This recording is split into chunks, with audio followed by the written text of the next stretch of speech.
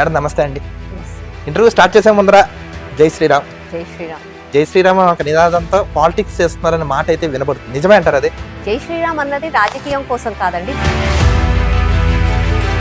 దేవుడి పేరు మీద మతం పేరు మీద పాలిటిక్స్ చేయడం తప్పని అని అంటారు.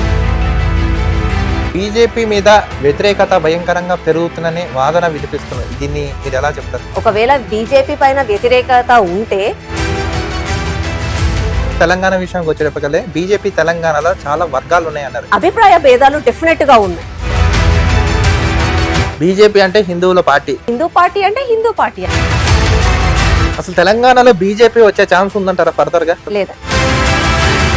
మొత్తం బీజేపీ ఎంఐఎం అంటే దోస్తీలు అంటారు, అవునా కాదు? ఇంతకు ముందు మీరే అంటున్నారు మోడీ అసదుద్దీన్ ఓవైసీ జిగ్రీ దోస్తులు అనే వార్త అయితే వినబడుతుంది బయట మాకు. ఒకవేళ అసౌద్దీన్ ఓవైసీ మోదీ దోస్తీ అయితే, మేము వచ్చే దారిలో చూసాం రోడ్లన్నీ అస్తవ్యస్తంగా ఉన్నాయి. రోడ్ల మీద ఫోకస్ చేయలేదా మీరు కొన్ని సందుల్లో? లేదా. కేంద్ర మంత్రి బండి సంజయ్ గారు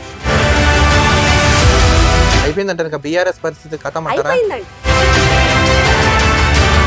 బీజేపీ మంచి గ్రాఫ్ పెరిగింది, కావాలని కిషన్ రెడ్డి గారు డౌన్ చేసేసారు.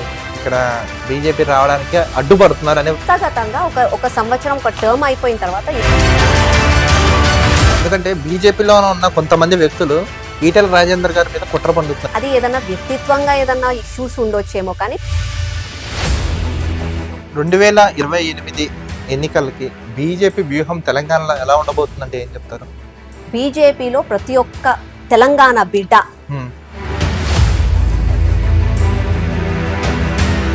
రైతులకు నష్టం చేసింది బీజేపీ పార్టీ అనే వార్తలు వింటున్నాం. ఇప్పుడు చూడండి, డబుల్ ఇంజన్ సర్కార్ ఉన్న రాష్ట్రాలలో ఆవాస్ యోజన ఇల్లులు ఇస్తున్నారు.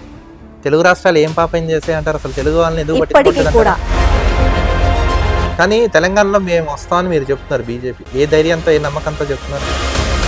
అంటే బీజేపీ ఎలా వస్తుంటారు? సింగిల్ గా వస్తుంటారు, లేకపోతే ఆంధ్రప్రదేశ్ లో కూటమిలాగా వచ్చే ఛాన్స్ ఉందంటారా? ఇప్పుడు అక్బరుద్దీన్ ఓవైసీ 15 నిమిషాలు టైం ఇస్తే హిందువులను చంపేస్తా అని చెప్పాడు.